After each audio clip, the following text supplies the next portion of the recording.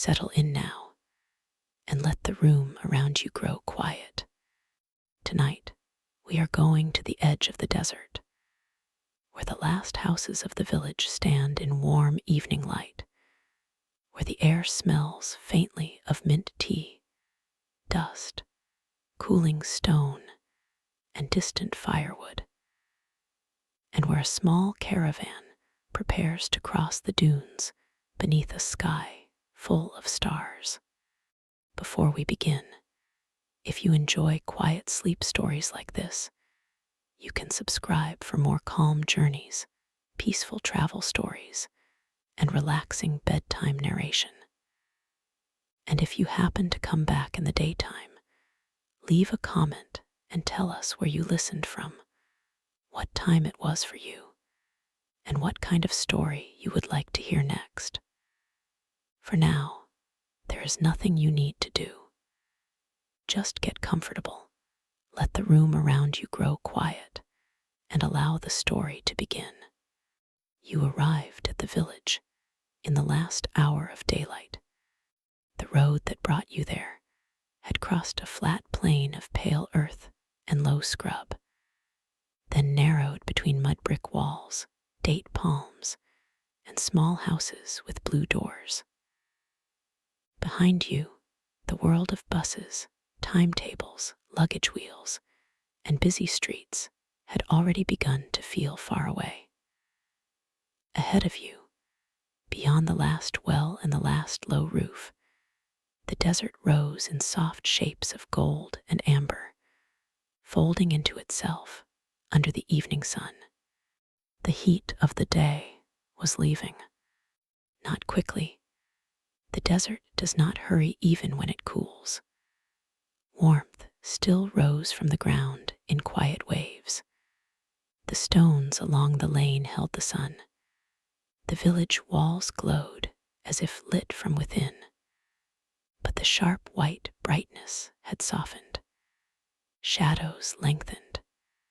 Voices lowered. Somewhere behind a courtyard wall, water was poured from one vessel into another with a hollow, peaceful sound. You stood near the square where the caravan was gathering. It was not a large caravan. Only 6 camels, 3 guides, 2 travelers besides you, and a quiet boy who moved between the animals with a bundle of rope over one shoulder.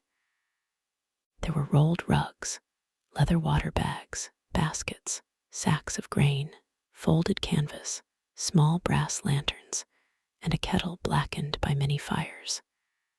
Everything had a place. Nothing was thrown carelessly. The desert rewards order, but here, order did not feel strict. It felt old, practiced, almost gentle. The lead guide was named Samir. He had a gray scarf wrapped loosely around his head, a face lined by sun and wind, and a way of looking at the horizon as if reading a page. He greeted you without hurry, then asked if you had eaten, if your water bottle was full, and if your shoes were comfortable. He did not ask whether you were ready for adventure. The desert, he seemed to understand, was not impressed by that word. Beside him, an older woman named Lael checked the saddlebags and tightened knots with quiet fingers. She carried a small lantern at her belt, unlit for now, its glass wrapped in cloth.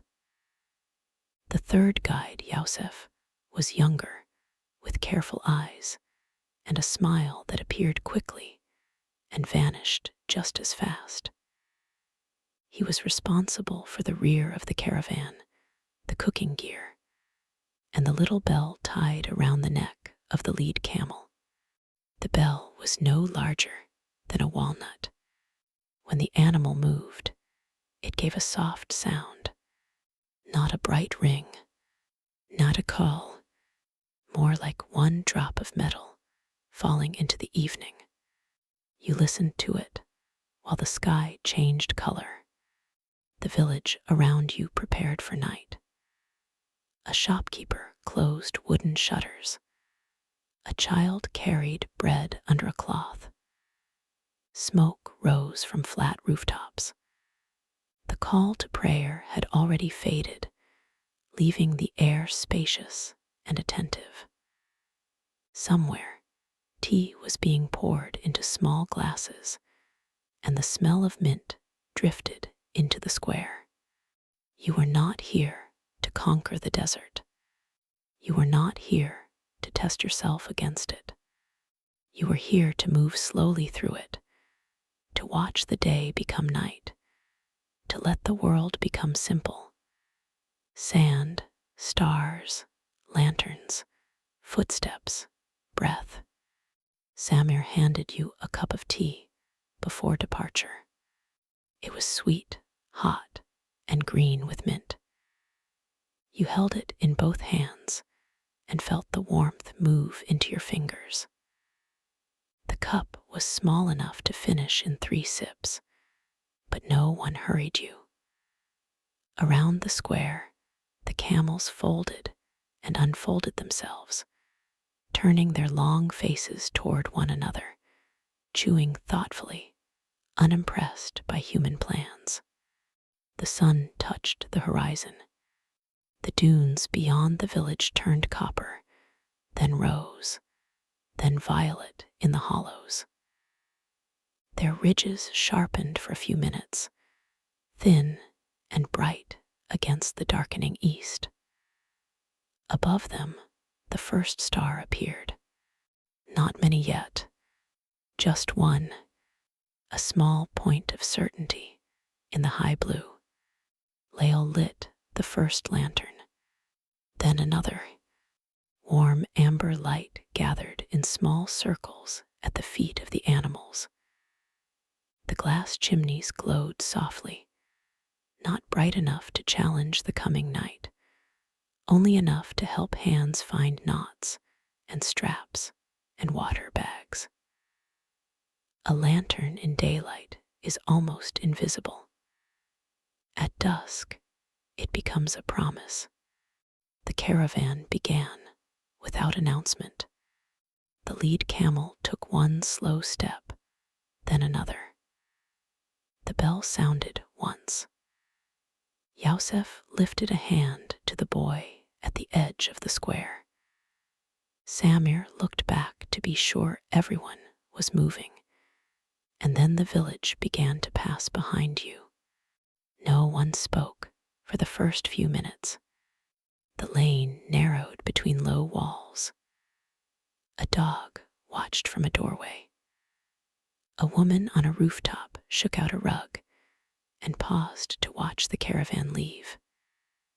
Date palms rustled above the last well.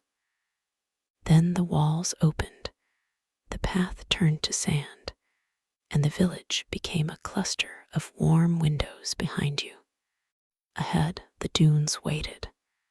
The caravan entered the desert at the hour when shapes lose their names. Chapter 1. The Last Village Lights. At first, the desert was not empty. This surprised you. From far away, it had looked like open silence, a place made only of sand and sky. But as you crossed beyond the village, details appeared everywhere. A dry bush half buried in a slope, the delicate track of a beetle crossing the path.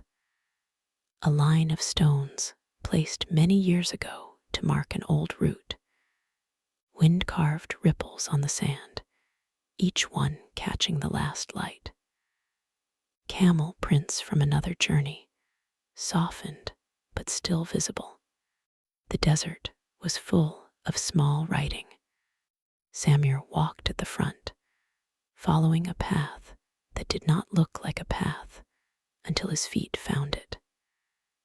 Lael moved near the middle, occasionally touching a rope, adjusting the angle of a lantern, or asking one of the animals to shift slightly away from soft ground. Yusef stayed behind, quiet as a shadow, watching the line close itself after each step. You walked rather than rode at first. The sand was firm near the village, packed by many crossings. Your shoes made a soft, brushing sound. The air cooled around your wrists and face. Behind you, the village lights grew smaller, not disappearing all at once, but becoming fewer, lower, more distant. One window vanished behind a dune, then another. The last rooftop fire remained visible for a while, a small orange ember in the blue. Leaving did not feel sad. It felt like setting down the day. The desert accepted sound differently from the village. Voices did not bounce from walls. Footsteps did not echo. The bell at the lead camel moved through the air softly, then dissolved. When someone adjusted a rope, the leather creaked once, and the sound went nowhere. Even breathing seemed to belong more clearly to the body. The sky deepened. Blue became indigo. Indigo became a darker blue that held the memory of light. The first star was joined by 3 others, then several more. The moon had not yet risen, and because of that, the dunes held a gentle darkness in their folds. Lantern light touched the nearest sand and left everything beyond it quiet. Samir slowed near a low ridge. He did not stop because of danger. He stopped because the desert had reached its first change. The path rose from flat ground toward the first true dunes, and before crossing them, the caravan paused to let the animals settle. "From here," he said softly, "we walk with the night." No one replied immediately. The sentence did not need an answer. You looked back once. The village was now only a faint warmth near the horizon. Not gone, but no longer where you were. That mattered. Travel often begins with a door, a station, a ticket, a road sign. But sometimes it begins at the moment when the place behind you stops being the center of the world. Lael handed out dates from a small pouch. They were soft, dark, and sweet. You ate one slowly, tasting sun stored inside fruit. Then she poured water into the palm of her hand for one of the camels and smiled when it ignored her, as if the animal had made a philosophical decision. The little bell moved again. The caravan climbed the first dune. Sand changed underfoot. It no longer held you as easily. Each step slid slightly backward before settling. You learned to shorten your stride, to follow the prince ahead, to let the climb take its time. The camels moved more gracefully than seemed fair, their long legs folding and unfolding, their padded feet pressing into the slope without urgency. At the top, the desert opened. The village vanished.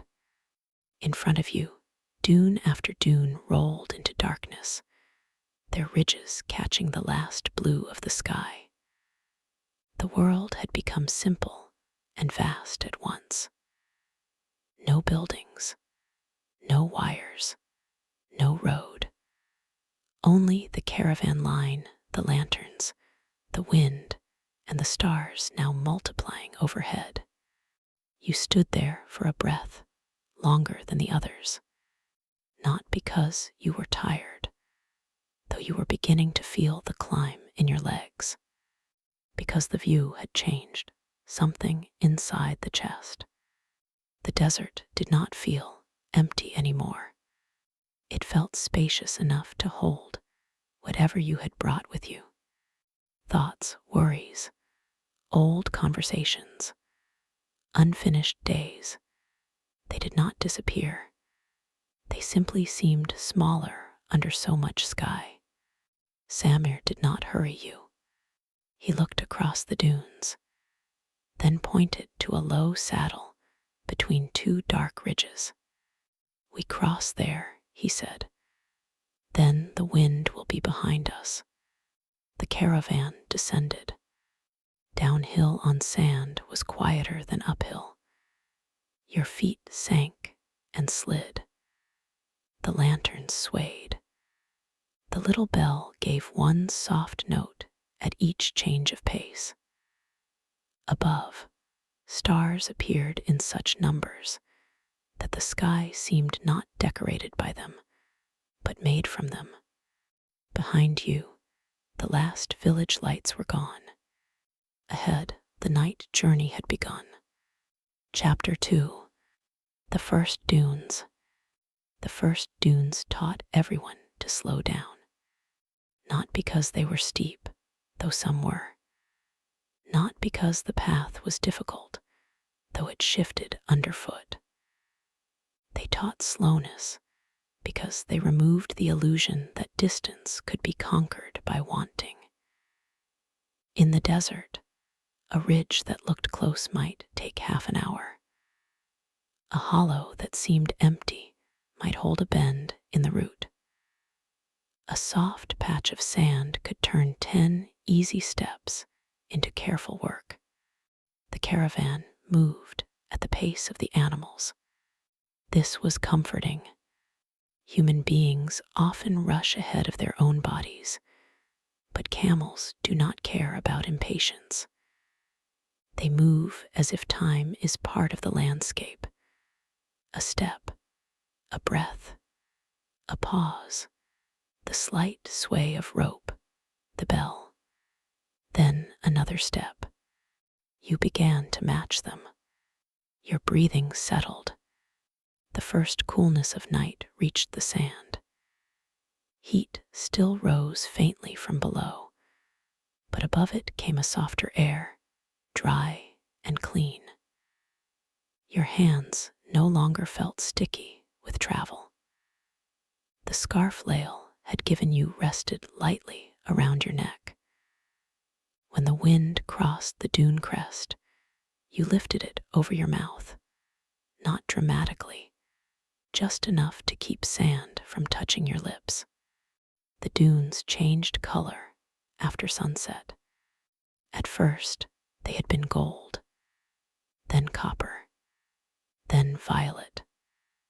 Now they were shades of blue and charcoal, bright only where lantern light touched them. The ridges glowed faintly against the sky. The hollows were deep and velvety.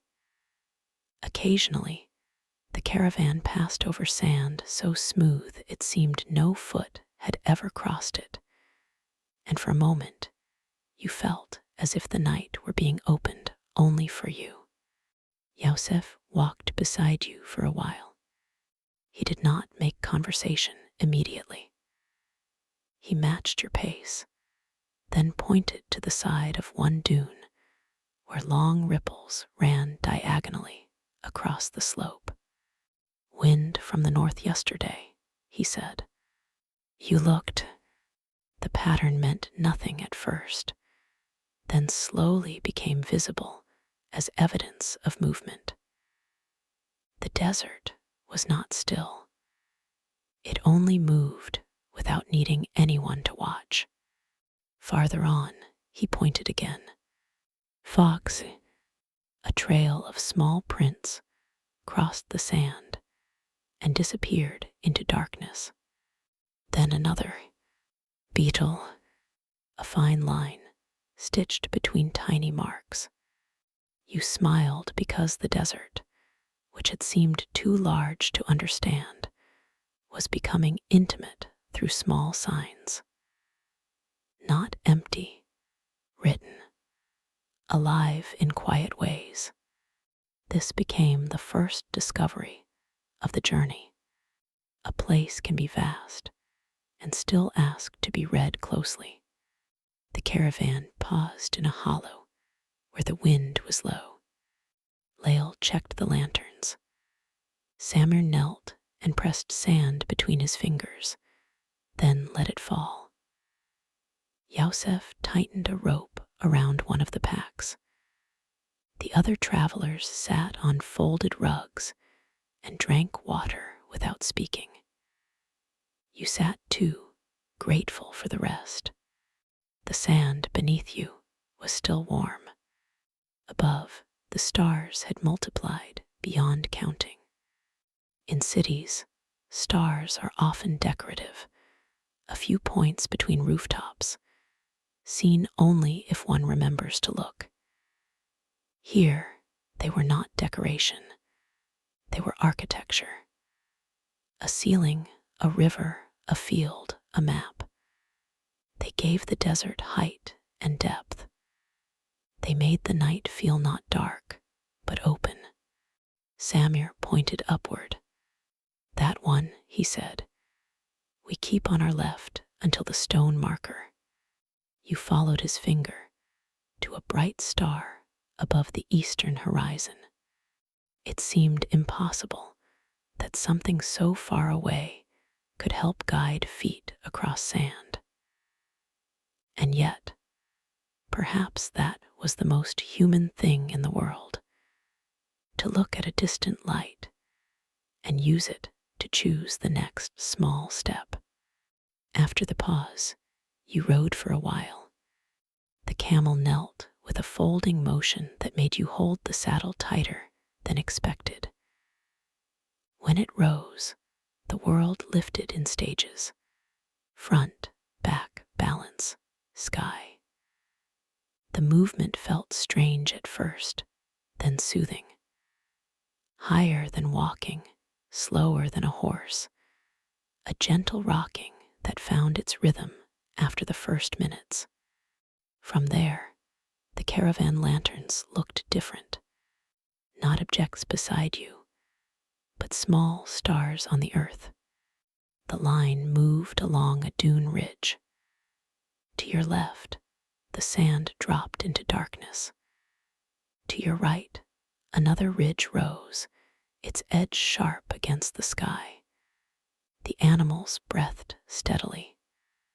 The saddle ropes creaked. Your body began to relax into the motion. No one hurried. No one asked anything of the night it did not want to give. The village was gone. The road was gone. The day's concerns seemed stored somewhere far behind the dunes, unable to climb after you. All that remained was the next ridge, the next star, the next soft sound of the bell. You felt yourself becoming quieter, not sleepy yet, just quieter, the kind of quiet that comes when the world is too large for the mind to keep speaking over it. Chapter 3, Lanterns, in the dark.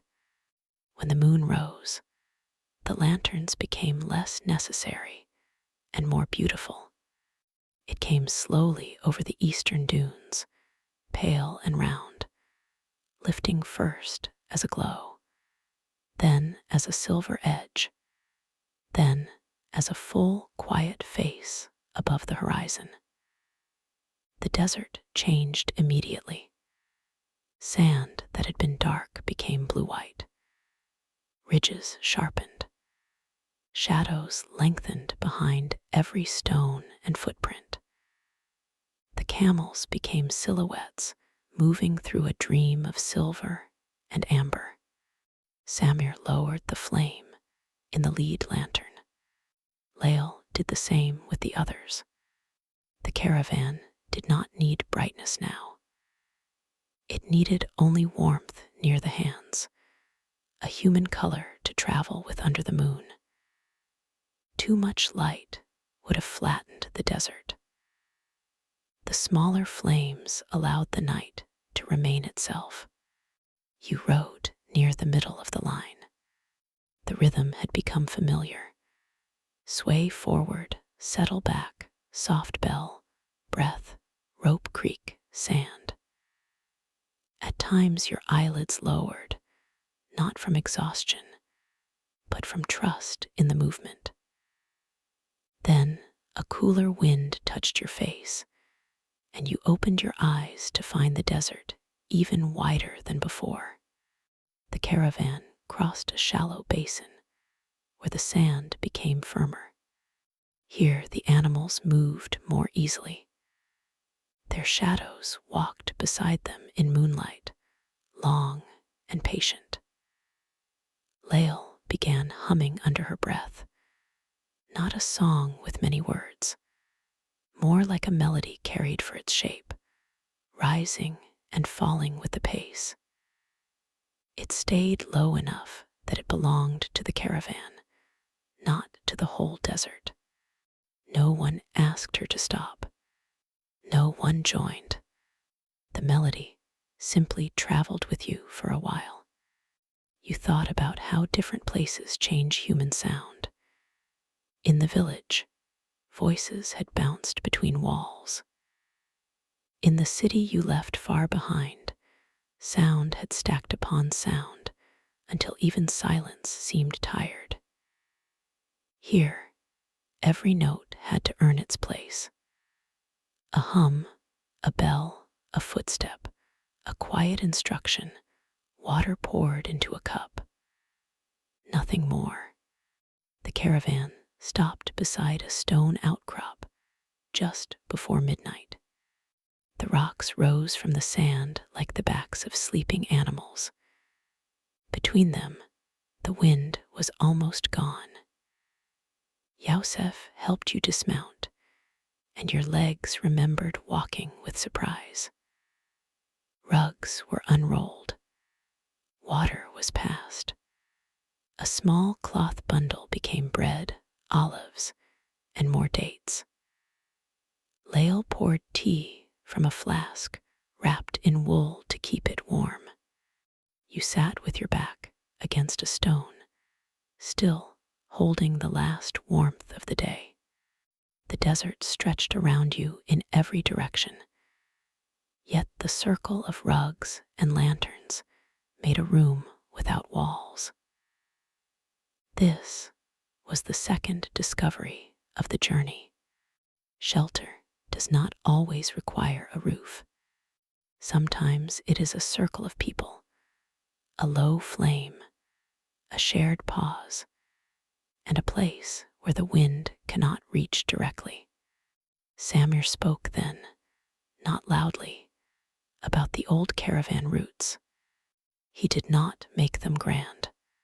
He spoke of water skins, salt, wool, spices, letters, copper pots, and stories carried between towns. He spoke of how travelers learned wells by taste, dunes by shape, and stars by habit. He said the desert had always seemed empty to those who crossed it too quickly, but full to those who depended on it. You listened while holding tea. The cup warmed your palms. The tea tasted of mint, sugar, and something earthy, perhaps sage or desert thyme. It moved down through you gently, settling the body from the inside. Above, the stars remained immense. The Milky Way stretched across the sky like a pale path no foot could touch. You could understand why people had seen rivers there, roads, smoke, the backs of animals, the trails of gods, the memory of ancestors, or simply light traveling farther than imagination. Under that sky, it was easy to believe that every journey on earth had a quieter journey above it. After the rest, Samir asked if anyone wished to walk the next stretch. You did, The sand had cooled enough for walking to feel pleasant. The moon made the path visible, and the caravan moved more slowly now, descending from the rocks into a dry valley where the sand gave way to hard earth. Small stones clicked softly underfoot. Your body welcomed the change after riding. You walked beside Lael. She carried one lantern low, not to see ahead, but to see the ground near her feet. She told you that, when she was young, she had been afraid of the desert at night until her mother taught her to name what she heard. Wind against cloth, leather against wood, camel breath, far stones cooling, sand sliding from a ridge, a beetle under leaves. Once named, she said, the night becomes less crowded. You thought of the sounds in your own life that had gone unnamed too long. Notifications, traffic, doors, elevators, voices in passing, the hum of rooms, the pressure of unfinished things. Perhaps rest began not when sound disappeared, but when it became understandable. The dry valley curved between low ridges. At its center stood an old stone marker. It was taller than a person, built from flat rocks stacked carefully into a tapering pillar. Around it, smaller stones formed a half circle. Some had fallen. Some had been replaced. The caravan stopped there, and Samir touched the marker gently, as if greeting someone older than memory. Halfway to the well, he said.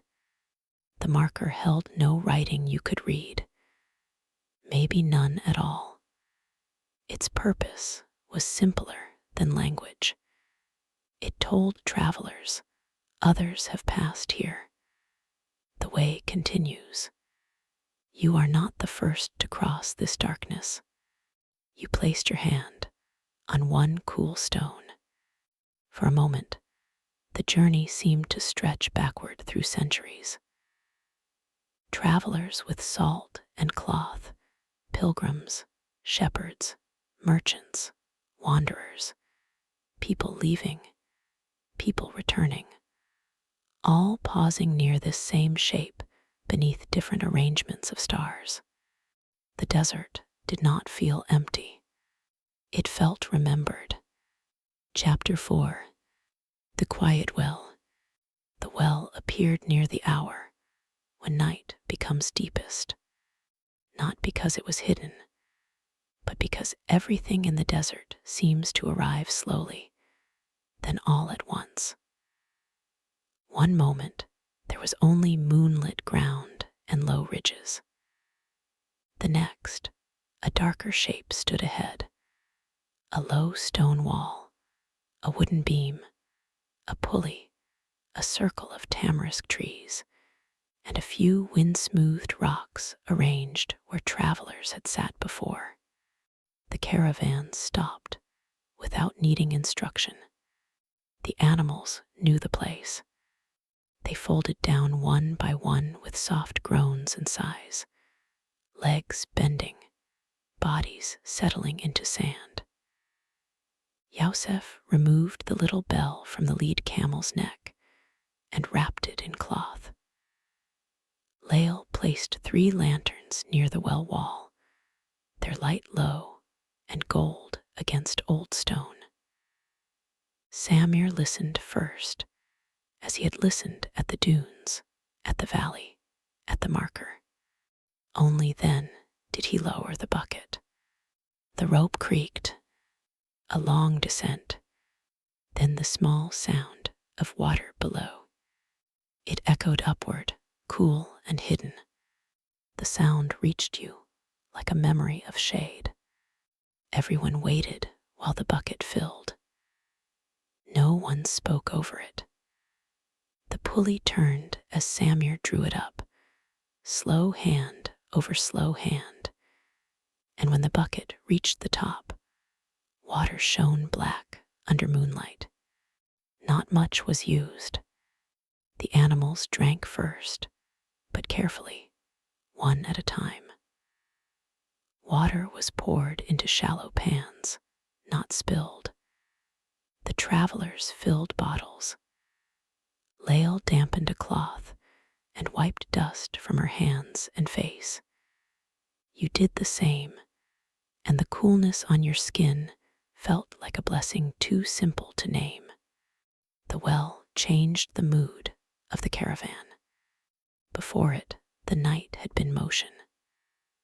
After it, the journey allowed itself to pause more deeply. Rugs were spread near the tamarisk trees. The camels settled. Packs were lowered. A small fire was built in a hollow between stones, shielded from wind, fed with dry brush carried from the village. Its flame was small, almost shy, but it gave enough warmth for the kettle.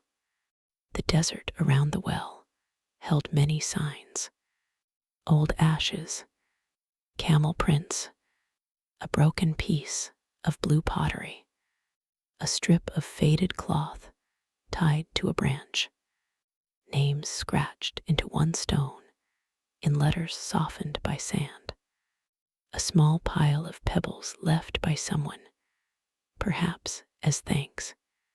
You understood then that travel is not only movement through places, it is also joining a chain of pauses. The well had held other nights, other cups, other tired hands, other travelers looking upward and feeling for a few minutes that the world was larger and kinder than whatever had driven them onward. Lael brewed tea again. This time it was slower.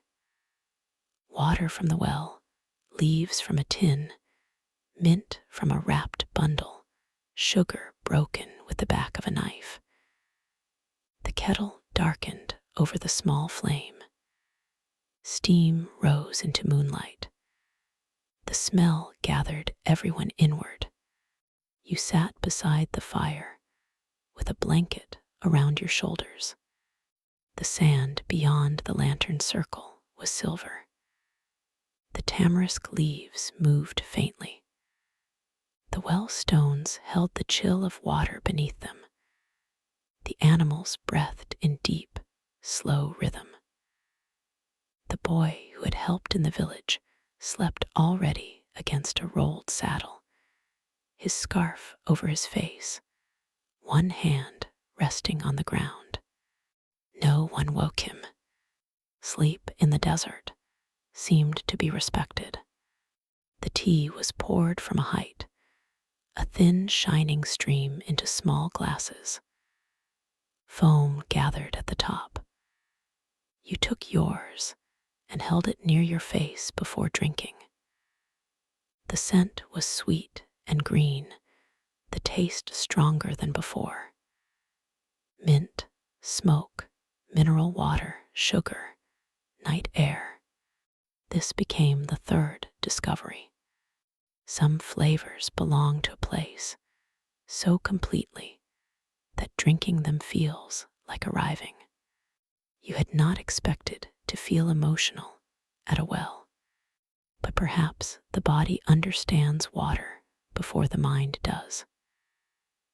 Perhaps every safe pause in human history has included some version of this: a source, a circle, a flame, a shared silence. Samir spoke less at the well. Lael hummed once, then stopped. Yosef checked the animals and lay down near the saddlebags with one arm under his head. The other travelers whispered for a while, then grew quiet. You remained awake longer, not because you were restless, because the night had become too beautiful to leave quickly.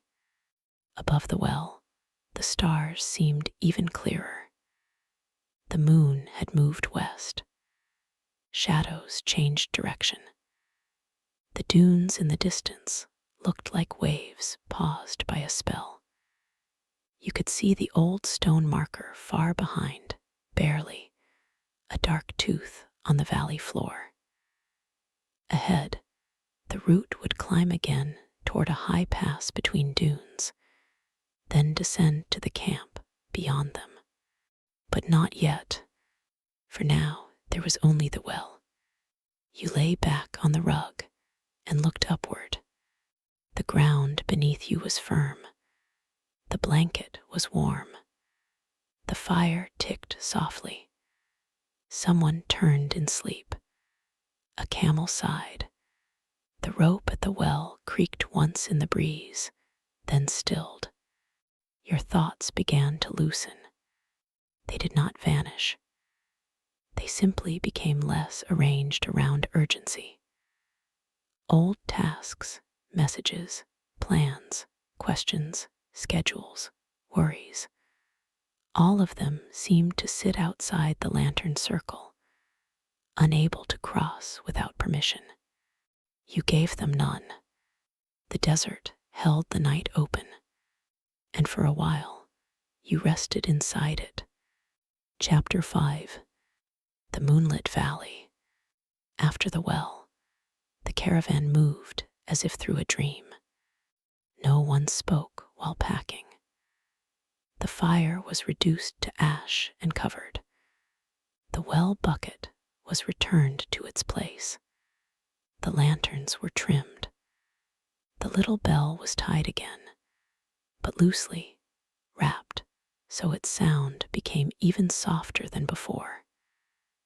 The animals rose in slow stages, irritated in a dignified way, then accepted the idea of travel.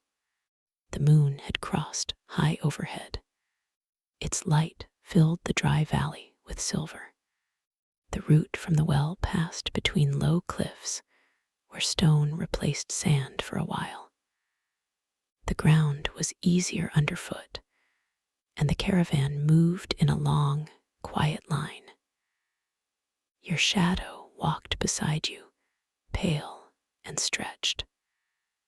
The cliff walls held faint patterns, layers of stone, old watermarks, wind holes, and the occasional dark opening where a fox or bird might shelter.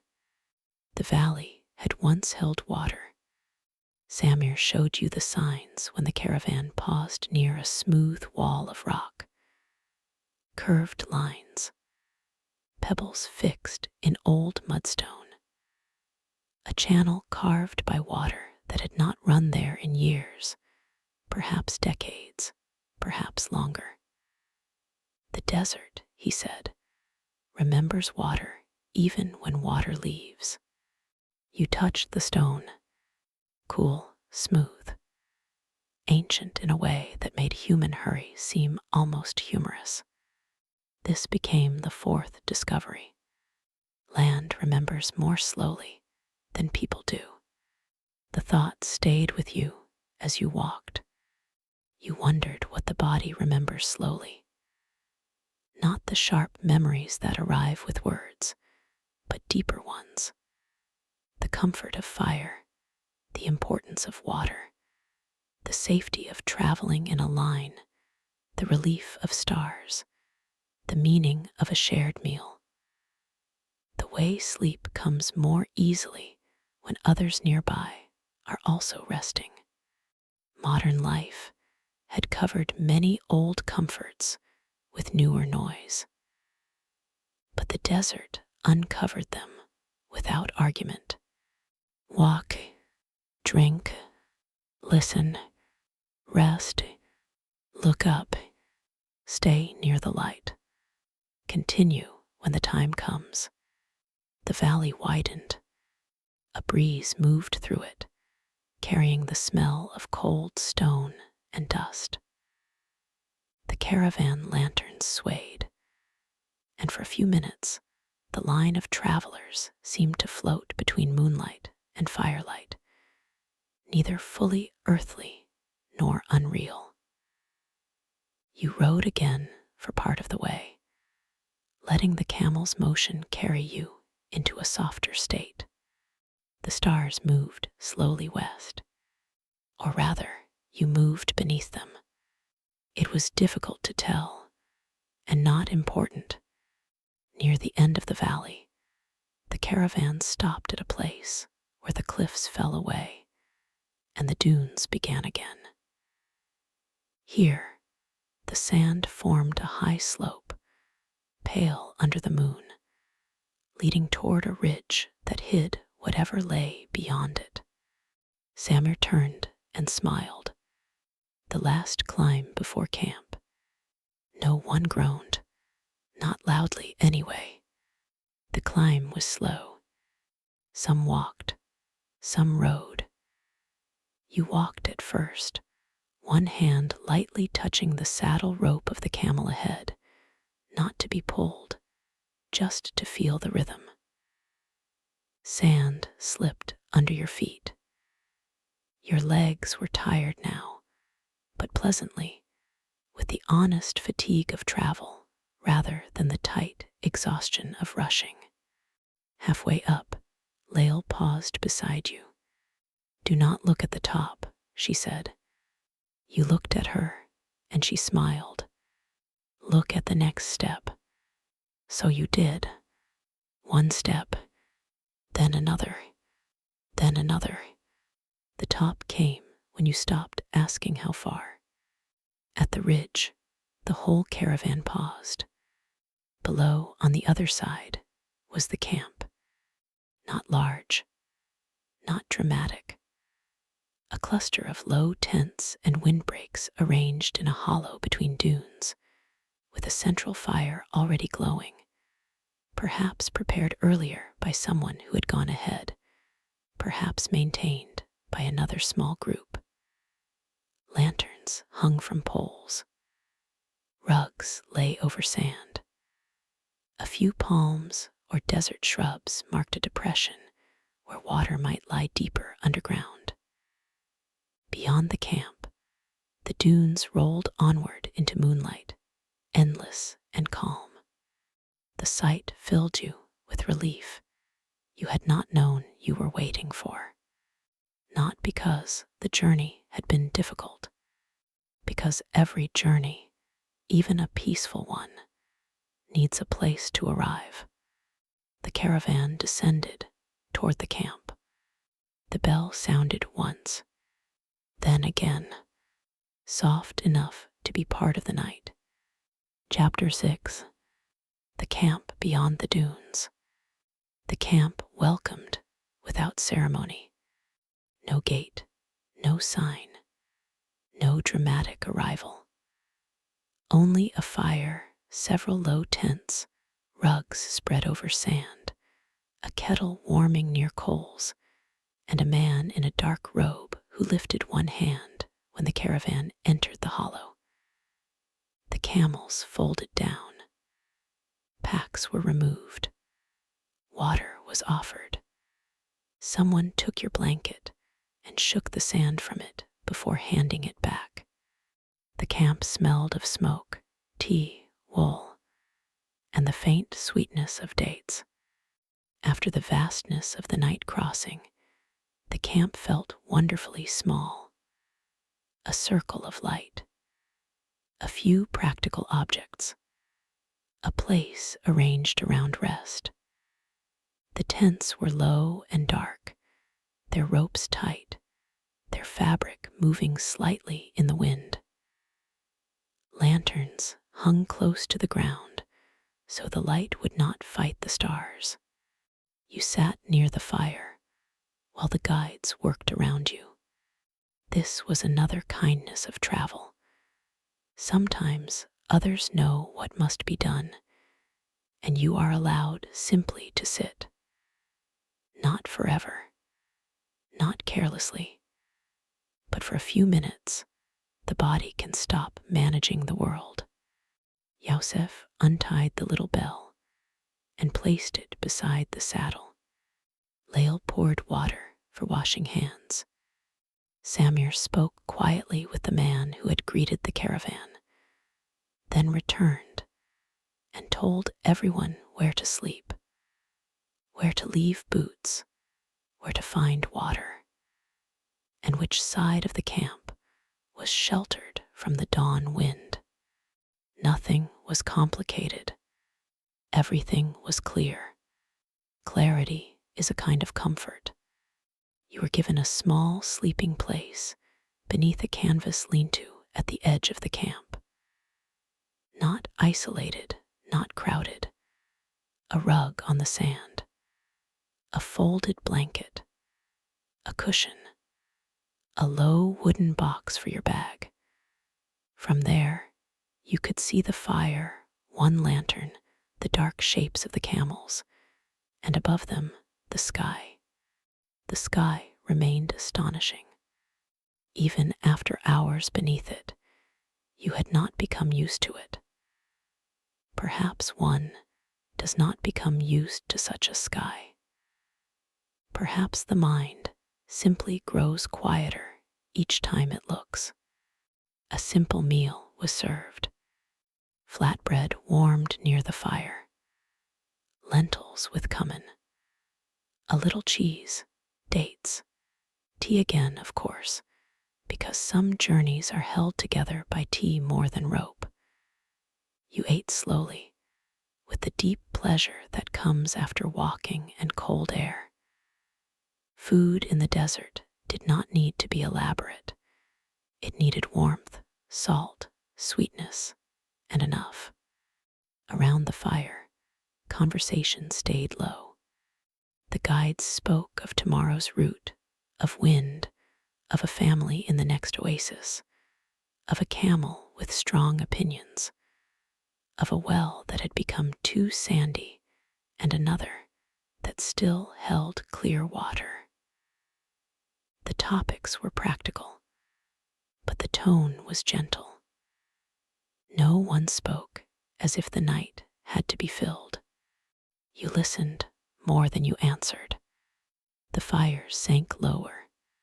One by one, people moved toward sleep. The boy from the village was already wrapped in a blanket near the saddles. Yosef lay near the animals. Lael checked the kettle, covered the bread, and banked the fire. Samir stood for a long time at the edge of the camp, looking back over the ridge the caravan had crossed. Not worried, simply looking. A guide's work perhaps continues in the eyes, even when the feet stop. You walked a little way from the fire before sleeping. Not far, just to the edge of the hollow, where the camp light softened behind you and the desert opened again. The sand was cool under your shoes. The wind touched your face.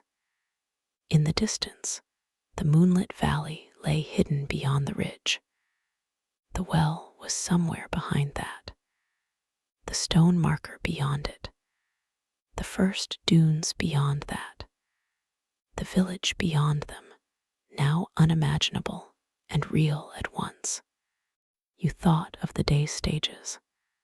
Village, dunes, lanterns, stone marker, well, moonlit valley, camp.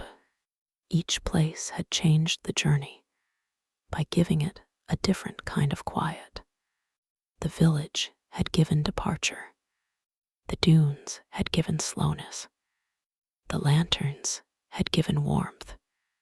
The marker had given memory. The well had given pause. The valley had given depth. The camp had given rest. This was the travel version of transformation, not a fortress becoming safe, not a cold room becoming warm, a moving night becoming a place where the mind could stop holding itself so tightly. You returned to your sleeping place. The blanket was heavier than expected, woven from wool, smelling faintly of smoke and sun. You removed your shoes and placed them beside the wooden box. You lay down on the rug, then adjusted once, then again, until the ground beneath you felt supportive rather than hard. The fire was nearly out.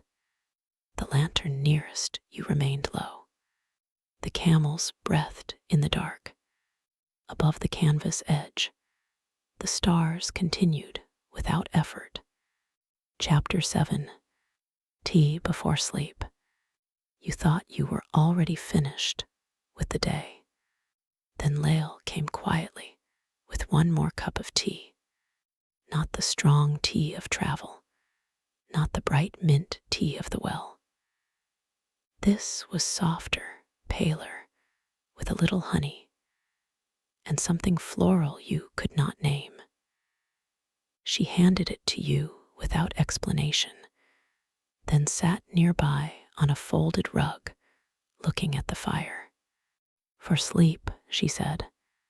You held the cup in both hands. The warmth was gentle now, not meant to wake the body, only to tell it the journey had ended. Steam rose faintly. The first sip was sweet, but not too sweet. The flavor seemed to belong halfway between plant, honey, smoke, and night air.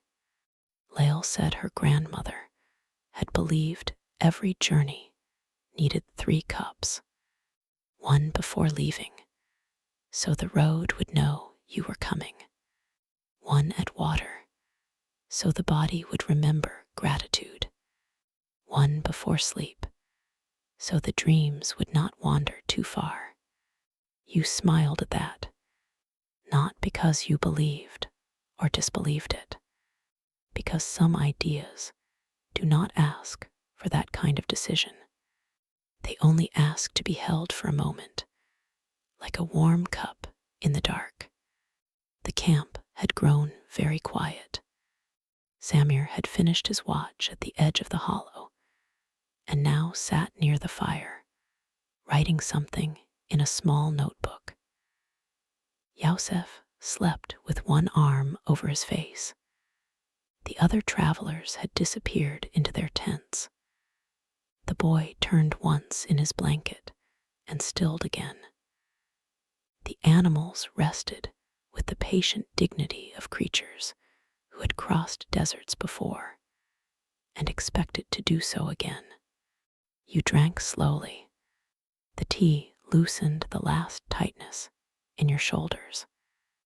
Lael pointed toward the sky, where one bright star sat low above the western ridge. That one was ahead of us when we left, she said. Now it is behind. The sentence felt simple until you considered it. The journey had changed not only where you were, but where the stars seemed to stand around you. The whole sky had turned while you moved. Time had passed not through clocks, but through light shifting above the dunes. You looked at the star and felt a quiet satisfaction. Something had been crossed, not conquered. Crossed. There is a difference. Conquering leaves a person full of noise. Crossing leaves a person emptied in a useful way. When the cup was finished, Lael took it and wished you good sleep. She did not say good night loudly. She did not disturb the camp. She simply rose, carried the cup away, and left you with the fatting sweetness of honey on your tongue. You lay back. The canvas above you moved slightly in the wind. The fire settled into coals. A camel exhaled. Somewhere beyond the camp, sand shifted down the side of a dune with a sound so soft it might have been imagined. You listened to it and realized that the whole day had been teaching the same thing in different forms. The desert is not silent. It is quiet enough for small sounds to matter. A bell, a rope, a cup, a footstep, a breath, a grain of sand sliding. Sleep began at the edges of these sounds. Your thoughts returned briefly to the village, to the last warm windows and the first lantern being lit.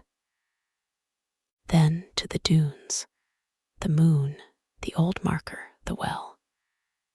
Each memory appeared slowly, like another lantern along the route, not demanding, only glowing. You did not need to follow them all. The body had arrived. The night could hold the rest. Final descent under the desert sky. Now let the story become even softer. There is no more distance to cross tonight. No more dunes to climb. No more path to follow between ridges. The caravan has reached the camp beyond the dunes, and the camp is quiet now. The camels are resting. The lanterns are low. The fire is almost asleep. The tea has been finished. The cup has been carried away. The sand around the camp holds the footprints of the journey, but no one needs to read them until morning. You are lying on a rug beneath a low canvas shelter at the edge of the hollow. Above you, the desert sky is wide and dark and full of stars. The blanket rests over you with a gentle weight. It smells faintly of wool, smoke, and sun-warmed air stored from the day. Beneath you, the sand is firm enough to hold the body, soft enough to receive it. Around you, the camp has become a circle of rest. Nothing more is required. Let the mind hear that clearly. Nothing more tonight. The village is behind the dunes.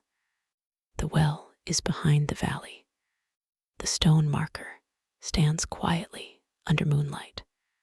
The first ridge, the lantern path, the wind-shaped sand, the little bell, the tea, the slow steps of the camels. All of it has brought you here. Here is enough. Breathe in slowly. The air is cool. Breathe out. The body can soften.